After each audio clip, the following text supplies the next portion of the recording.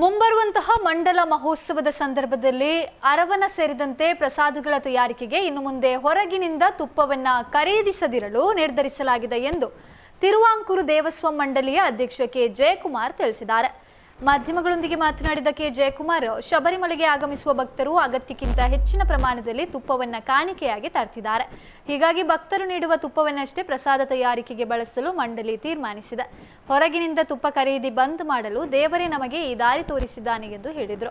ಶಬರಿಮಲೆಗೆ ಮಿಲ್ಮಾ ಸಂಸ್ಥೆಯಿಂದ ಸರಬರಾಜಾಗ್ತಾ ಇದ್ದ ತುಪ್ಪ ಪೂರೈಕೆಯಲ್ಲಿ ಭಾರಿ ಅಕ್ರಮ ನಡೆದಿರುವಂತದ್ದು ಡೈರಿ ಅಭಿವೃದ್ಧಿ ಇಲಾಖೆಯ ತನಿಖೆಯಿಂದ ಬಯಲಾಗಿದೆ.